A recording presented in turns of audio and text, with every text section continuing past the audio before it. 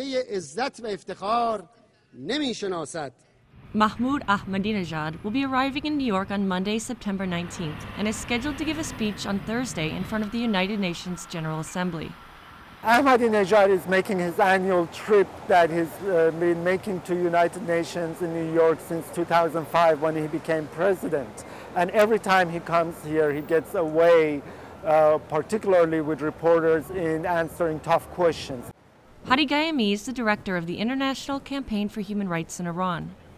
The Iranian people are shocked at the way that he can get on the American media and not answer the issues that are most important to them, especially on the human rights situation. And they're very disappointed to see that time and time again American reporters let him off the hook.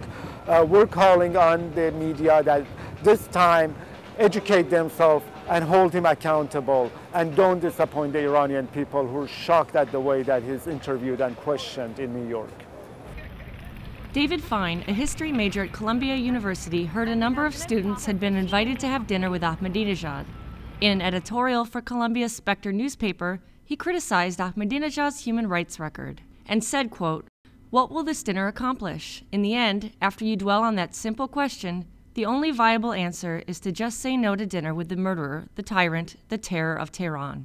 When we found out that a bunch of Columbia students were going to meet with Ahmadinejad next week, for a dinner, I think generally in the student population there was a feeling of shock. Nobody at Columbia, nobody at an American university looks at what Ahmadinejad does and the human rights abuses that they know about, for which he is responsible, and thinks that he's a good person, or that his regime should continue on its course. I think that there is a lack of understanding of the scale of human rights abuses and the scale of crackdowns and repression that Ahmadinejad's regime visits on his own people every single day. And that's the reason why me and a few other people are attempting to educate the student body about that.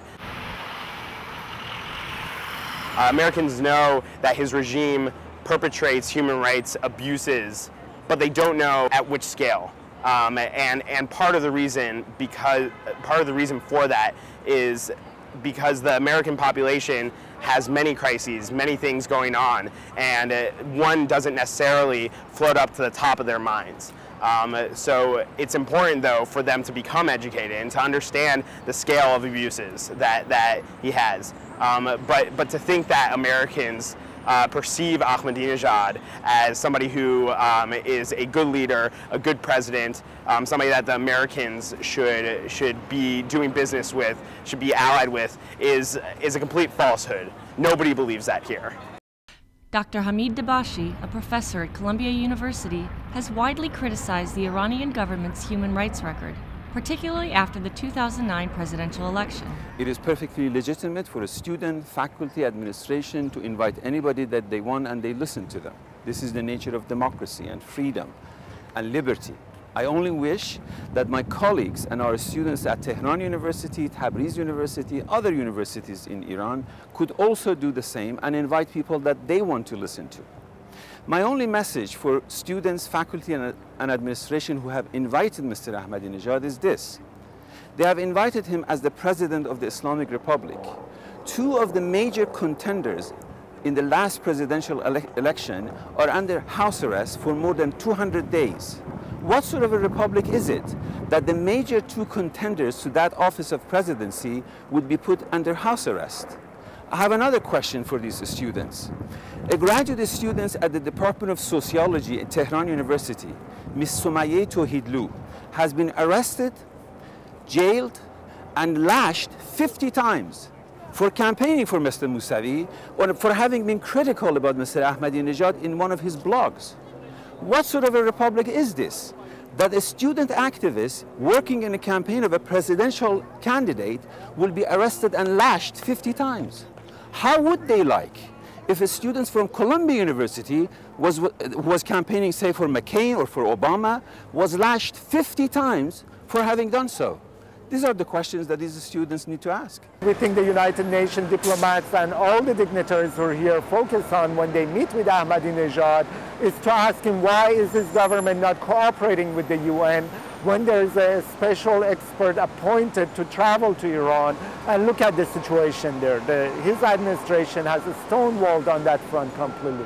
They should ask him where are the opposition leaders Karoubi and Mousavi, what has happened to them?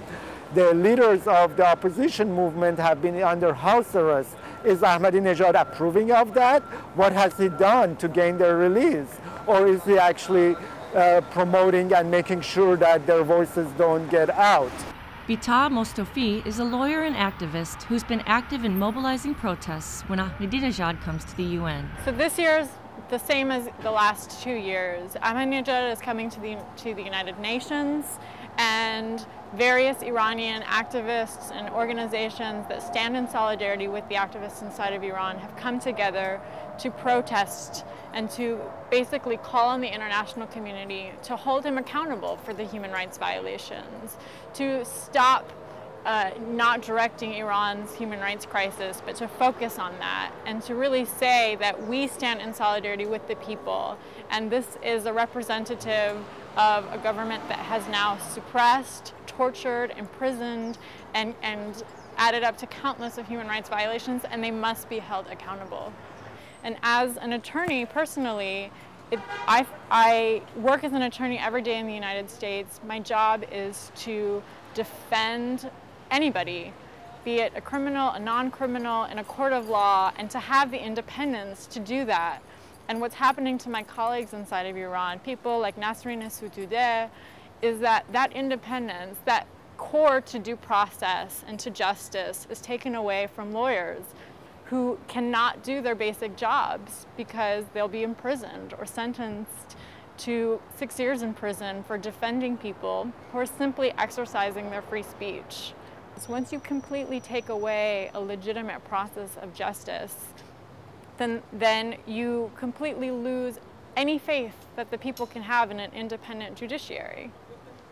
Ahmadinejad always comes to New York, relishes the chance on the international stage to make a lot of theatrics, and he goes back to Iran, goes on the national TV, and gives a lot of speeches praising his own performance in New York, particularly talking about how American academics, intellectuals, policymakers, and average Americans flock to events with him and to go to dinner with him and listen to him and find him very charming.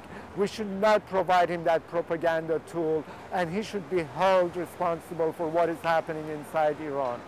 At the same time, when Ahmadinejad speaks in America and when he sits down for meetings with people, he's generally regarded as a funny man, as a madman, and as somebody who doesn't bear any real credence on thoughts in America or any sort of legitimization in America.